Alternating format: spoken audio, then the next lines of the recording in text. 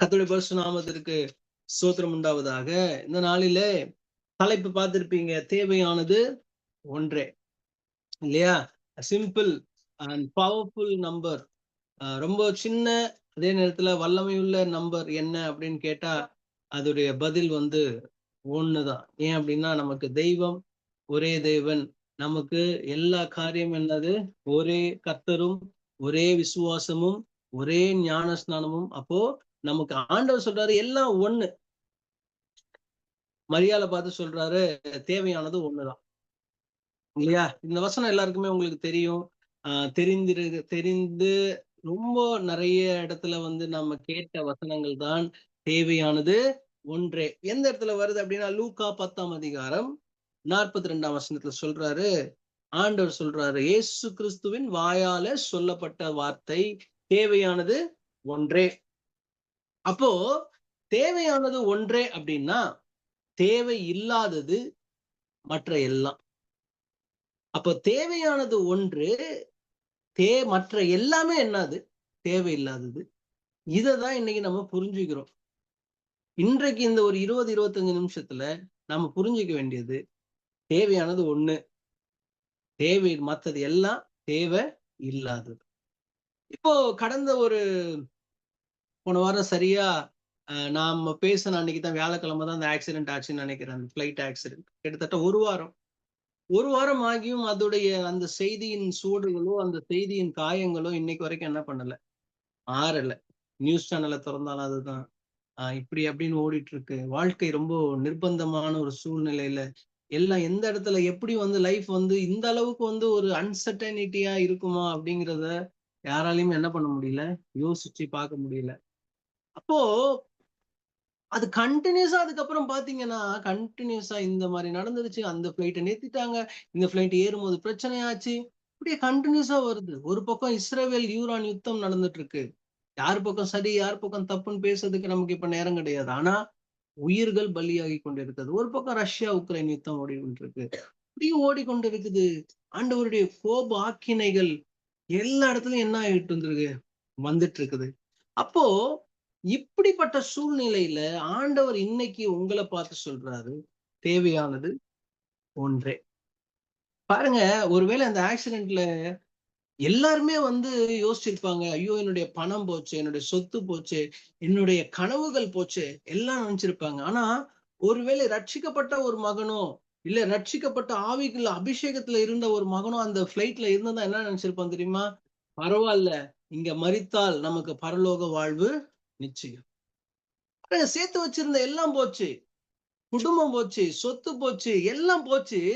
ஆனா ஒரு நம்பிக்கை அவனுக்குள்ள இருந்திருக்கும். ஆண்டவரை ஏத்துக்கொண்டிருந்தா என்ன தெரியுமா? நான் மரித்தால் ஆண்டவருடைய பரலோகத்துல நான் போய் என்ன பண்ணுவேன், சேர்ந்து கொள்வேன்ற நம்பிக்கை அந்த ஆளுக்கு இருந்திருக்கலாம். இல்லையா? ஆனா எத்தனை பேர் இருந்தாங்க, ரட்சிக்கப்பட்டவங்க இருந்தாங்க, எத்தனை பேர் ஆண்டவர் ஏற்றுக்கொண்டவங்க இருந்தாங்க நமக்கு தெரியல.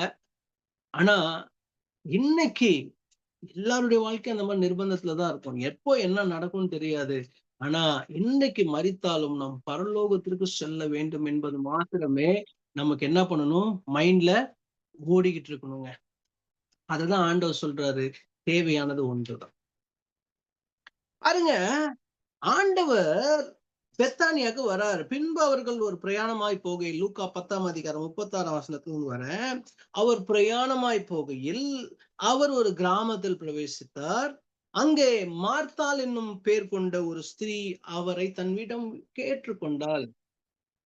நல்லா கவனிங்க, ஆண்டவராக இயேசு கிறிஸ்து ஒரு கிராமத்துக்குள்ள போறாரு. கிராமத்துக்குள்ள போனோம்னா ஒரு சகோதரி அவரை ஏற்றுக்கொள்றாங்க.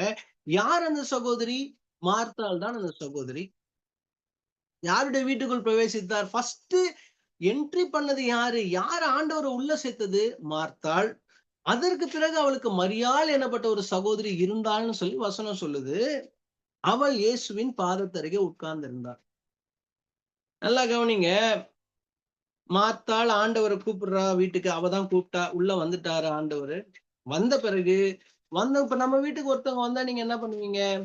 அவங்களுக்கு டீ போட்டு கொடுப்பீங்க, ஏதாவது ஸ்நாக்ஸ் எடுத்துன்னு வருவீங்க. இன்னும் கொஞ்ச நேரம் உட்காந்துதான் உங்களுக்கு நான் சமைக்கிறேங்க, லஞ்ச் ரெடி பண்றேங்க அப்படின்னு என்ன பண்ணுவீங்க? போவீங்க.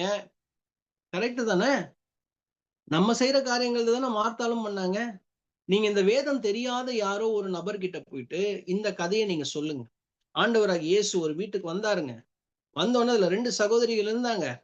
ஒரு சகோதரி அந்த ஐயாவுக்கு வந்து போயிட்டு ஏசப்பாக்கு வந்து என்ன பண்ணாங்க, சாப்பாடு ரெடி பண்ணாங்க, அவங்க தங்குறதுக்கான இடத்த ரெடி பண்ணாங்க, இப்படி வேலை செஞ்சுட்டு இருக்காங்க. ஒரு சகோதரி ஆண்டவருடைய பாதத்துக்கிட்டே உட்கார்ந்துட்டு இருக்காங்க. இதுல யார் பண்ணது சரி அப்படின்னு நீங்க யாராவது உலகத்தான் கிட்டயோ இந்த வேதம் தெரியாதவங்க கிட்டயோ கேட்டீங்க அப்படின்னா, மார்த்தாள் செஞ்சதுதான் 100% சரி அப்படின்னு சொல்லுவாங்க. ஆனால் வசனம் சொல்லுது, மார்த்தா கேக்குறா, பற்பல வேலைகளை செய்வதில் மிகவும் வருத்தம் அடைந்து, எவ்வளவு வேலை செய்யற ஆண்டவர் வர்றாரு, இதை எடு, இதை கிளீன் பண்ணு, அதை கிளீன் பண்ணு. நம்ம வீட்டுக்கு வந்தா என்ன பண்ணுவோம், சேர்ல இருக்கிற துணி எடுத்து தூக்கி என்ன பண்ணுவோம், மூட்டை கட்டி ஓரம் வச்சு சேரை ரெடி பண்ணு, ஐயோ டப்பு டப்புன்னு என்ன பண்ணு, தண்ணி எடுத்துனுவா, இதை எடுத்துனுவா, அதை எடுத்துனுவா, இதெல்லாம் பண்றோம் இல்லையா? இந்த வேலையெல்லாம் அவ பண்றா. ஒரு ஆள் உட்கார்ந்துட்டு சும்மா அமைதியா உட்கார்ந்துருக்கா. யார்கிட்ட? ஆண்டவருடைய பாதத்தடிக்க உட்கார்ந்துருக்கா. அப்போ பற்பல வேலைகள் செய்வதில் வருத்தம் அடைந்து அவர் தான், ஆண்டவரே, நான் தனியே வேலை செய்யும்படி என் சகோதரி என்னை விட்டு வந்திருக்கிறது குறித்து உமக்கு கவலை இல்லையா? எனக்கு உதவி செய்யும்படி அவளுக்கு சொல்லும் என்று. வேலிடான ரிக்வெஸ்ட்ல, நான் தனியா வேலை செஞ்சுட்டு இருக்கேன், சகோதரி கொடுங்கன்னு. ஆனா அவர் சொல்றாரு, ஆண்டவர் சொல்றாரு, மார்த்தாளே, நீ அநேக காரியங்களை குறித்து கவலைப்படுகிறாய். இன்னைக்கு ஆண்டவர் சொல்லுகிற வார்த்தை, யார் கேட்டுட்டு இருக்கீங்களோ அவங்க உங்க பேர் போட்டுக்கோங்க. நீங்க அநேக காரியங்களை குறித்து கவலைப்பட்டுட்டு இருக்கீங்க.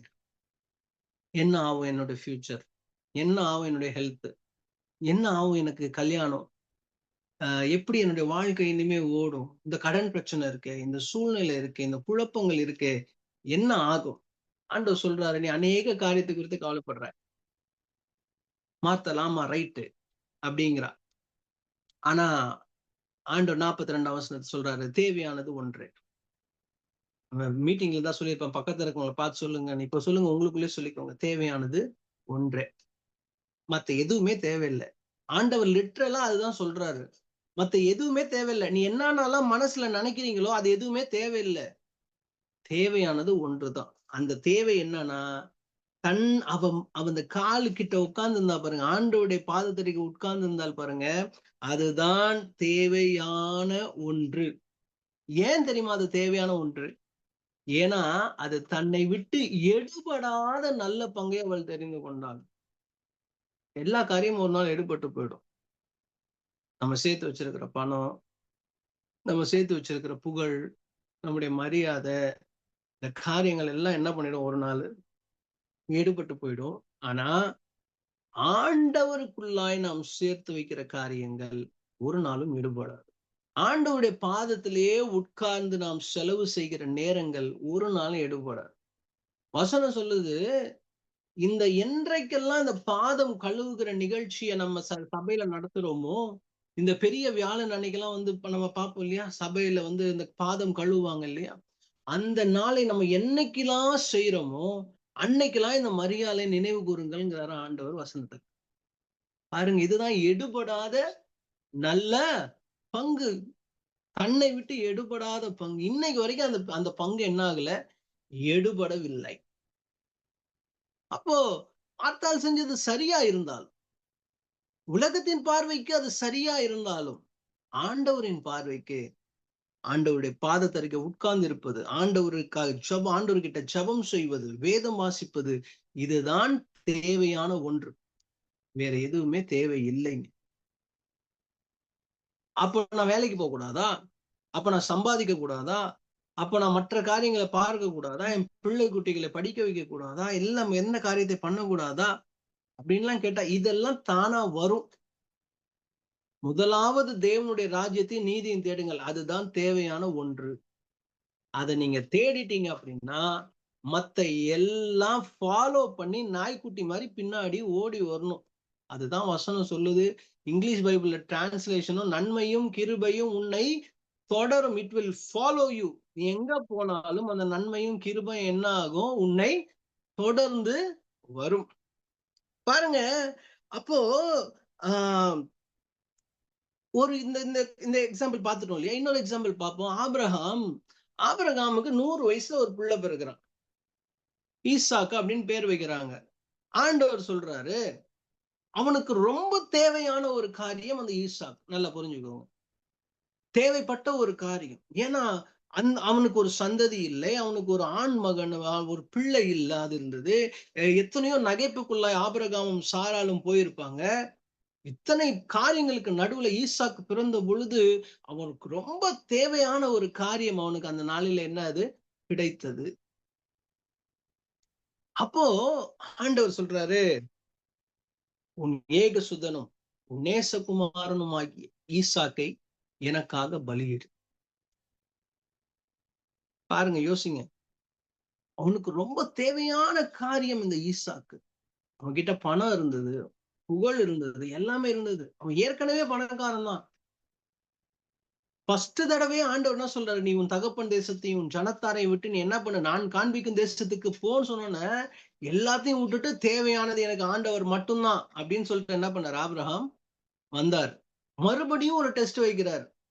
நீ உங்க அப்பா விட்டுட்டு வந்துட்ட, இப்போ பையனை நீ என்ன பண்ணு, பலிக்கு. பயங்கர டெஸ்ட். இது யாரா இருந்தாலும் என்ன பண்ணிருப்பாங்கன்னா கொஞ்சம் என்ன பண்ணிருப்பாங்க, தடுமாறி இருந்துதான் இருக்கணும். சாரால் ஒருவேளை கேட்டிருக்கலாம், எதுக்கு இப்ப பையனை கூட்டிட்டு எங்க போறீங்க, எதுக்கு கட்டை கிட்ட எல்லாம் எடுத்துட்டு எங்க பையனை கூட்டிட்டு எங்க போறீங்க அப்படின்னு சாரால் கேட்டிருக்கலாம். அது தடுத்திருக்கலாம் ஆபிரகாம். ஈசாக்கின் மேல் உள்ள பாசம் அது ஒருவேளை அவனை தடுத்திருக்கலாம். அவன்கிட்ட இருக்கிற பணம் இந்த ஆவிக்குரிய வாழ்க்கையை விட்டு விலகிடலாம்னு கூட என்ன பண்ணிருக்கலாம் ஆபிரகாம் யோசிச்சிருக்கலாம். என்னப்பா இது, எப்படிப்பட்ட இந்த தெய்வத்தை நம்ம ஆராதிக்கிறோம், இவர் போய் இப்படி பலி கேட்கலாமா அப்படின்னு சொல்லி எனக்கு வேணவே வேணும், நான் மறுபடியும் என்ன பண்ணிடுறேன், ஊரு என்ற ஊருக்கே நான் என்ன பண்ணிடுறேன், போயிடுறேன் அப்படின்ட்டு போயிருக்கலாம் ஆபிரகாம். ஆனா ஆபிரகாம் எடுத்த டிசிஷன் தேவையானது எனக்கு ஒண்ணுதான். ஆபிரகாம் கூட எனக்கு ஈசாக்கு கூட என்ன அது எனக்கு தேவை கிடையாது. என் ஏக சுதன் எனக்கு தேவை கிடையாது. என் நேச குமாரன் எனக்கு தேவை கிடையாது. எனக்கு ஆண்டவர் சொல்லுகிற வார்த்தை மாத்திரம் போதும் அப்படின்னு சொல்லிட்டு அந்த நேரத்துல தேவையானது எனக்கு ஆண்டவர் மாத்திரம் தான் சொல்லிட்டு ஈசாக்கை பலி கொடுக்க என்ன பண்ணா, சம்மதிச்சான். ஆனா அதற்கு பிறகு நடந்த காரியங்கள் உங்களுக்கு தெரியும். ஆண்டவர் என்ன பண்ணல, ஈசாக்கை பலி கொடுக்கல. ஆனா அதுக்கப்புறம் ஒரு வசனம் சொல்லும், முதலாவது பலி கொடுக்க சொல்லும் பொழுது ஈசாக்குக்கு ஒரு டைட்டில் தருவாரு. என்னன்னா, உன் நேசகுமாரனும் உன் ஏகசுதனும் உன் புத்திரனும் அப்படின்னுவாரு. ஆனா முடிச்ச பிறகு ஆண்டவருக்கு ஒரு கன்ஃபர்மேஷன் வந்துருச்சு. என்னன்னா, அவன் நேசகுமாரன் இல்ல, ஏன்னா அவனை காட்டிலும் ஆபிரகாம் என்னை அதிகமாய் நேசிக்கிறான். அவர் ஃபர்ஸ்ட் என்ன டவுட் அப்படின்னா, என்ன காட்டிலும் ஈசாக்கு அதிகமா நேசிச்சிருப்பானோ ஆபிரகாம். இந்த வசனத்தை வேணா எடுத்து பாருங்க வீட்டுல போகும்போது. முதலாவது சொல்லும் போது உன் புத்திரனும் உன் நேசகுமாரனும் அப்படின்வாரு. ஆனா ரெண்டாவது அவன் வெட்ட வந்துட்ட பிறகு நிறுத்தின பிறகு உன் புத்திரன் என்றும் பாராமல் அப்படின்னு நேசகுமார்னு எடுத்துட்டு இருப்பார். அப்போ ஆண்டவர் வச்ச டெஸ்ட் என்ன தெரியுமா, நீ என்ன காட்டிலும் ஈசாக்க லவ் பண்றியா? அப்ப ஆபிரகாம் சொல்றாரு, இல்ல ஆண்டவரே, எனக்கு தேவை நீங்க மாத்திரம் தான், ஈசாக்கு எனக்கு தேவையில்லை. நீங்க ஒரு வார்த்தை சொன்னீங்கன்னா எனக்கு என்ன காரியம்னா இறந்தே போனாலும் ஈசாக்கு என்ன பண்ணிருப்பாரு ஆபிரகாம் மீட்டெடுத்திருக்கலாம். தேவையானது ஒன்றே. இன்றைய நாள்ல ஆண்டவர் ரொம்ப தெளிவா பேசிட்டு இருக்காரு. தேவையானது ஒன்றுதான். ஏன்னா பல விஷயங்களை குறித்து நம்ம யோசிச்சுட்டு இருக்கோம், என்னென்னமோ காரியங்களை குறித்து யோசிச்சுட்டு இருக்கோம். ஃபியூச்சர் பல பேருக்கு அடுத்த நாள், நாளைக்கு என்ன நடக்க போகுது, நாளைக்கு காலையில விடியறப்போ என்னுடைய சிச்சுவேஷன் என்ன, ஏன்டா விடிஞ்சது அப்படின்னு சில பேர் யோசிக்கிற சூழ்நிலையில இருக்கும். அந்த சூழ்நிலையில ஆண்டவர் சொல்ற தேவையானது ஒன்றுதான்ப்பா, நீ என்ன பிடிச்சுக்கோ,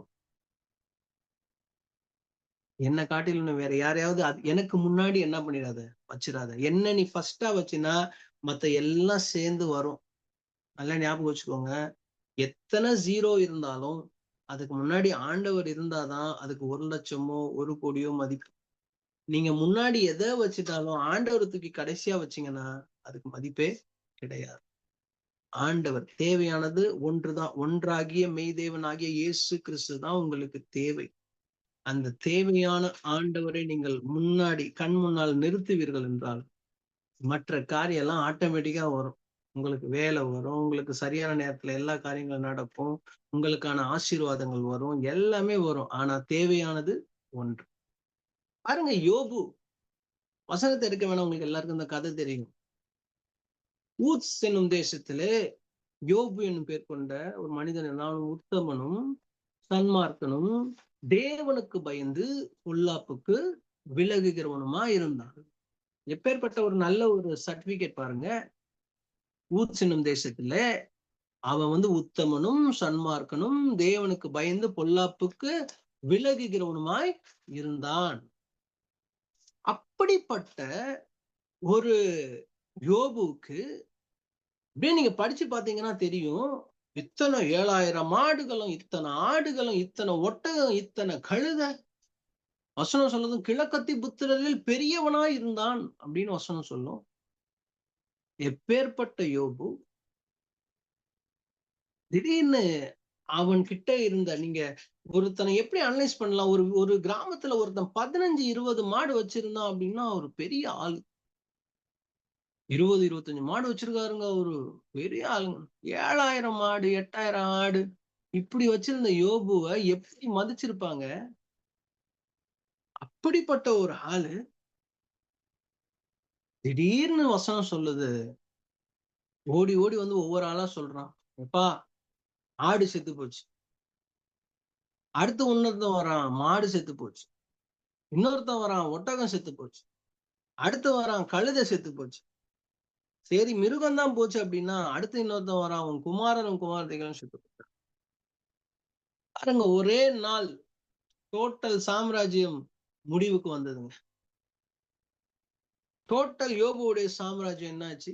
ஒரே நாள்ல எதெல்லாம் தேவை தன்னுடைய வாழ்க்கையில, தனக்கு பிள்ளைகள் தேவை, ஆடுகள் தேவை, மாடுகள் தேவை, கழுதைகள் தேவை, ஒட்டகங்கள் தேவை, வீடு தேவை, ஆஸ்தி தேவை, எல்லாம் தேவைன்னு இருந்தது எல்லாமே ஒரு நொடியில ஸ்மாஷ் ஆயிருச்சு.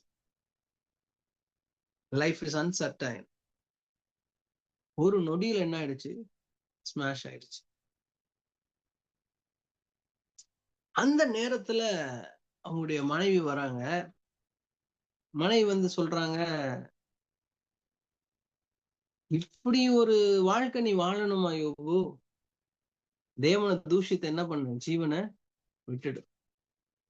அப்ப சொல்றாரு யோபு, கர்த்தர் கொடுத்தார், கர்த்தர் எடுத்தார். தேவனிடத்துல நன்மையை பெற்ற நாம் தீமையை பெற வேண்டாம். வசனம் சொல்லும், இது எல்லாவற்றிலும் யோபு தன் நாவினால் பாவம் செய்யவில்லை, தேவனை ஒரு குறையும் கூறவில்லை. எவ்வளவு பெரிய ஒரு ஒரு நல்ல ஒரு மனுஷன் பாருங்க யோபு. இது எல்லாவற்றிலும் நாவினால் பாவம் செய்யவில்லை, ஆண்டவர் ஒரு குறை கூட என்ன பண்ணல.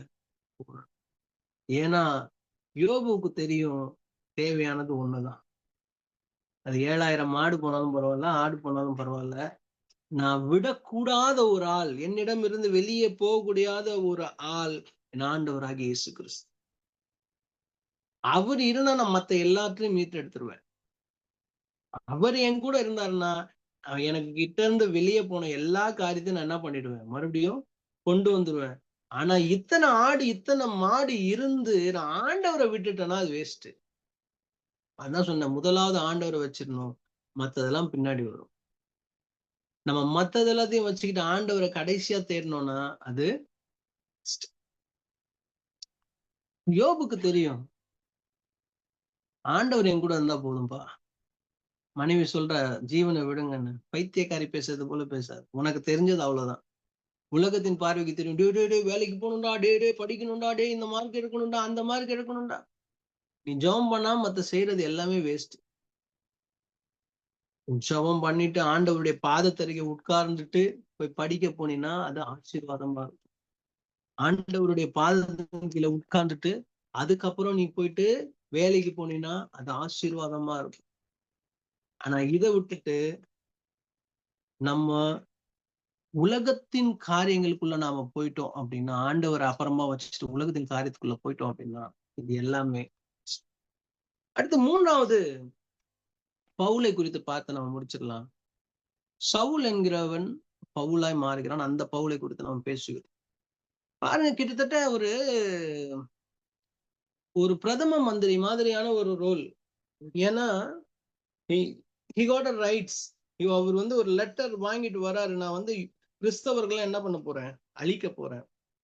யூதர்கள் மத்தியில வைராக்கியம் மிகுந்த ஒரு நியாய பிரமாணத்துல தேறினவனும் கமாலியலின் பாதத்தருகே உட்கார்ந்து, அவனுக்கு எவ்வளவு பெரிய ஒரு கிரைட்டீரியா, எவ்வளவு பெரிய இன்ட்ரோடக்ஷன் பாருங்க. நியாய பிரமாணத்துல தேறினவன், கமாலியலின் பாதத்தருகே உட்கார்ந்து படித்தவன், அரசாங்கத்துடைய லெட்டரை வாங்கி வச்சு கையில வச்சுட்டு சுத்திட்டு இருக்கிறவன், ஸ்தேவானை இவனுடைய கண்ட்ரோல்ல தான் ஸ்தேவானை அடிச்சு கொன்னாங்க. அந்த அளவுக்கு ஒரு பெரிய ஆள்.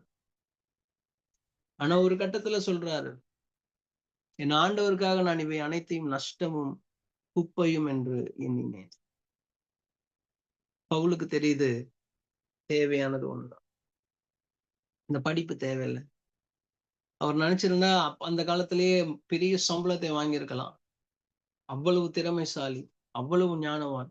இன்னைக்கு வரைக்கும் இயேசு கிறிஸ்துவுக்கு அடுத்தது யார் பெஸ்ட் டீச்சர் அப்படின்னு பைபிள்ல பாத்தீங்க அப்படின்னா பவுலா தான் இருக்கும். பவுலை போல ஒரு பெஸ்ட் டீச்சர் நமக்கு கிடைக்க மாட்டாங்க. அப்பேற்பட்ட ஒரு ஆள் சொல்றாரு, என் ஆண்டவருக்காக இவை அனைத்தையும் நஷ்டம் என்றும் குப்பை என்றும் எண்ணினேன். நான் அடிமைக்கு அடிமையானேன், எல்லாருக்கும் எல்லாமும் ஆனேன். ஏன் தெரியுமா? தேவையானது ஒன்று. நம்ம கூட இன்னைக்கு ஏதோ வைராக்கியமே இல்லாம ஒரு சாதாரண ஒரு கிறிஸ்தவ வாழ்க்கையை வாழ்ந்து கொண்டு, ஞாயிற்றுக்கிழமை கிறிஸ்தவர்களாய் பல பேர் வாழ்ந்து கொண்டு இருக்கிறோம். என்னையும் சேர்த்துதான் சொல்றேன். பல நேரங்களில் நம்மால் வைராக்கியம் காட்ட முடியவில்லை ஆண்டவருக்காக, பக்தி வைராக்கியம் காட்ட முடியல. எலியாவை போல பக்தி வைராக்கியம் காட்ட முடியல. நீ பாகால என்ன வேணா கூப்பிட்டு, நான் எனக்கு தேவையானது ஒன்றுதான். நான் கூப்பிட்டேன்னா ஆண்டவர் பதில் அளிப்பார். எகுவை போல ஒரு பக்தி வைராக்கியம் காட்ட முடியல. இல்ல பிணைக்காசை போல ஒரு பக்தி வைராக்கியம் காட்ட முடியல. எப்படி அந்த ஈட்டி எடுத்துட்டு அந்த வேசித்தனம் பண்ணிக்கிற அந்த 2 பேரையும் உருவ குத்தி போட்டு இன்னொன்னு வாதை நின்று போயிட்டு ஆண்டவர் சொன்னாரு, அந்த பிணைக்காஸ் காட்டின பக்தி வைராக்கியத்தினால், எலியாவின் பக்தி வைராக்கியம், பக்தி வேற பக்தி வைராக்கியம் வேற. அந்த அந்த இவர் மட்டும்தாங்க நமக்கு அப்படிங்கிற அந்த வைராக்கியம் என்ன பண்ணணும், நமக்கு இருக்கணும். இன்னைக்கு ஒரு 4 எக்ஸாம்பிள் பார்த்தோம். மரியாள் தேவையானது ஒன்றேன்னு புரிஞ்சுக்கிட்டா. இன்னைக்கு வரைக்கும் என்ன பண்றோம், நம்ம பேசிட்டு இருக்கோம் மரியாதை குறித்து. ஆபிரகாம் தேவையானது ஒன்றேன்னு சொன்னாரு.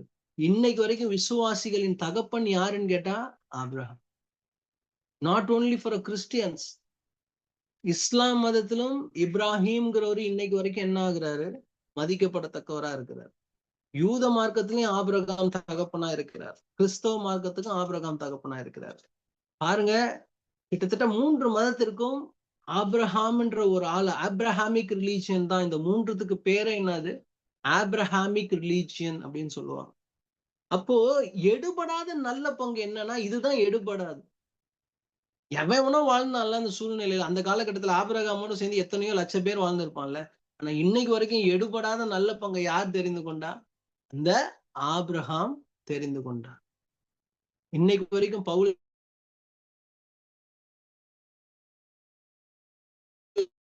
கொடுத்து எல்லாம் தேவையானது ஒன்றே பிடிச்சாரா? கடைசி அதிகாரத்துல சொல்லும், ரெட்டிப்பான ஆசீர்வாதத்தை தந்தார். 7,000, 14,000, 6,000, 12,000, 4,000, 8,000 எல்லாம் double double double double portion. ஏன் தெரியுமா? எது போனாலும் பரவாயில்ல, ஆண்டவரை பிடித்துக் கொண்டேன். இன்னைக்கு உங்களை பார்த்து தெளிவாய் ஆண்டவர் சொல்லுகிற காரியம், தேவையானது ஒன்றே, ஆண்டவராகிய இயேசு கிறிஸ்துவின் பாதம் தான். இந்த பாதத்தை நீங்கள் பிடித்து கொண்டீங்கன்னா, எந்த காரியம் உங்களை விட்டு போனாலும் சரி, இல்லை எந்த காரியமாவது இனிமே வரணும்னாலும் சரி, அதெல்லாம் ஆட்டோமேட்டிக்கா வரும். ஆனா தேவனுடைய பாதத்தை நீங்கள் இன்றைக்கு பிடித்துக் கொள்ளுங்கள். இன்னும் அதிகமா ஜெபம் பண்ணுங்க, அதிகமா வேதம் வாசிங்க, அதிகமா என்ன பண்ணுங்க, ஆவிக்குள்ளாய் போங்க, துதி செலுத்துங்க, பலி செலுத்துங்க, ஆண்டவருக்குள்ளாய் இன்னும் அதிகமான காரியங்களை இன்வால்வ் ஆகுங்க. மரியாதை போல பாதத்தருகே உட்கார்ந்துருங்க. மற்ற எல்லா காரியத்தையும் ஆண்டவர் பார்த்துக் கொள்வார். கர்த்தர் உங்களை ஆசீர்வதிப்பாராக. ஆமென்.